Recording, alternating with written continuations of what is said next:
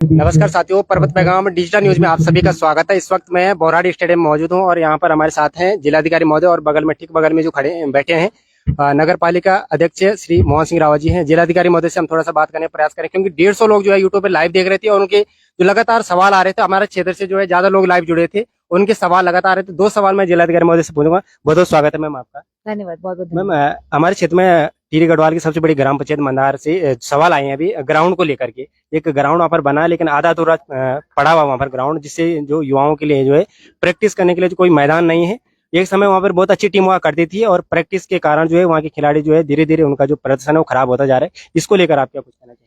मेरे ख्याल से कल परसों अगर मैं याद कर रही हूँ तो मुझे पास कुछ लोग गांव के और भी आए थे, और सिर्फ मंदार नहीं, यहाँ पे एक दो गांव ऐसे और भी हैं जहाँ पे खेल के मैदान लोग चाह रहे हैं या फिर वो ठीक से डेवलप नहीं हुए हैं, जगह अच्छी बनी हुई है।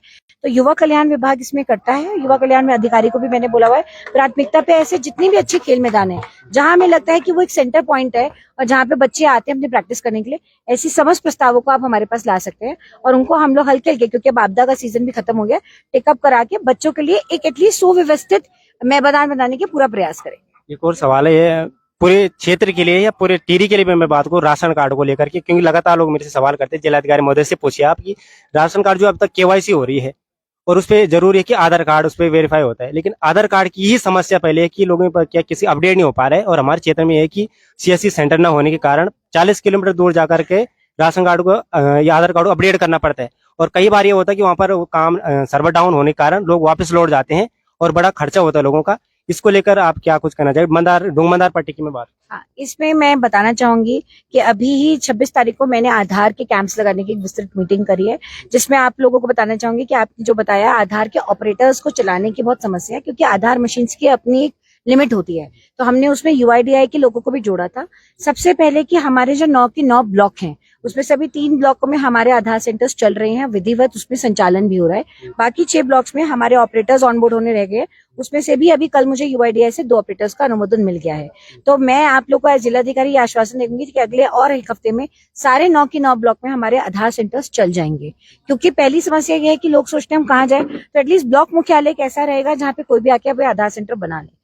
दूसरा, एक इम्पॉर्टेंट चीज ये भी है कि बताया जा रहा है कि लोगों की जो अपडेट होने की लिमिट होती है वो क्रॉस हो गई है। तो इसमें मैं बताना चाहूंगी कि जब भी आप आधार बनाते हैं, जब आप अपना इनिशियली अपने सारी डिटेल देते हैं, उसको अपडेट कराने का आपके पास एक बार और अवसर होता है।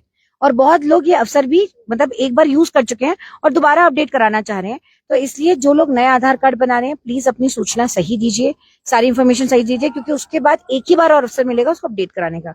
बहुत ऐसे प्रकरण हैं जो 2 बार अपनी लिमिट क्रॉस कर चुके हैं। ऐसे सारे प्रकरण की मेल बना के हम लोग की यूआईडीआई से बात हो गई है, वो हम भेजेंगे, हम करेंगे।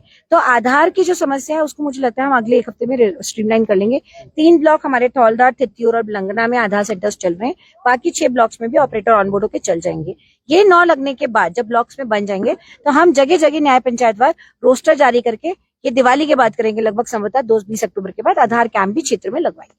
जब आधार ये अपडेशन हो जाएगा, मुझे लगता है लोगों की राशन कार्ड की समस्या भी सॉल्व हो जाएगी।